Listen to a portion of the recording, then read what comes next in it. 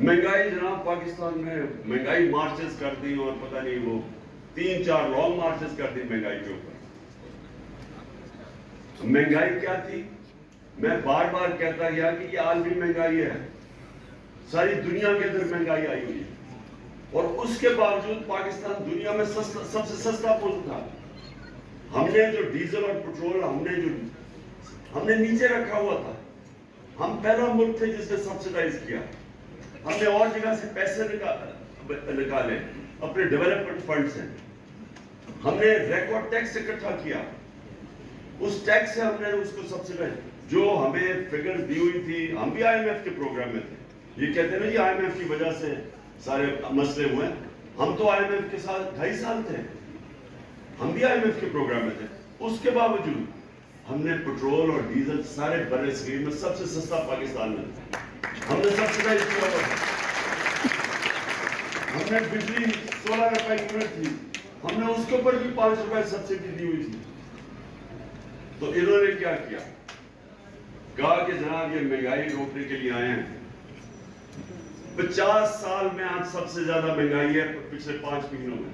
50 साल में इतनी महंगाई नहीं हुई। सारे महंगाई के रिकॉर्ड टूट गए। और तो और छोटे जो सीधी आटा जो आम आदमी का, वो दुगनी हो गई है उसकी कीमत, 100 रुपए किलो से ऊपर चला गया। चावल दुगने हो गए।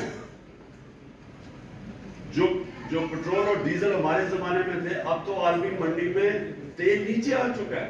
हमारे जमाने में 103 अरब से 110 पे गया, वो नीचे आके वो आ गया $90 के ऊपर। उसके बावजूद 250 रुपए का लीटर हो गया डीजल, जो हर चीज मुतासर करता है, और पेट्रोल। और रुपया गिरना शुरू हुआ जिस दिन इन्होंने अदम एतमाद की थी, तो 178 रुपए का डॉलर।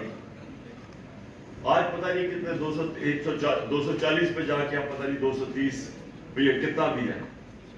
तो मैं ये सवाल पूछता हूं कि ये किसने ये साजिश की, क्यों की, क्या मकसद था इसका?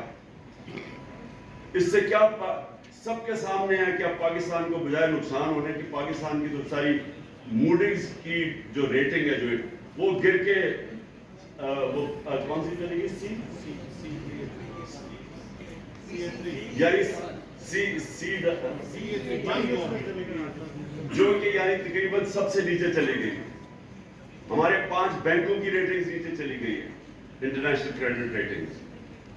और फिर से मैंने कहा 50 साल में सबसे ज्यादा महंगाई है। और जो ग्रोथ रेट 6% पे थी, ये कह रहे हैं 2% पे, लोग कह रहे हैं उससे भी अब नीचे जाने वाली है। इंडस्ट्री जो कि फैसलाबाद के अंदर टेक्सटाइल के अंदर मजदूर नहीं मिल रहे थे, टेक्सटाइल के मजदूर नहीं मिल रहे थे फैसलाबाद में, बाहर से लेके आ रहे थे।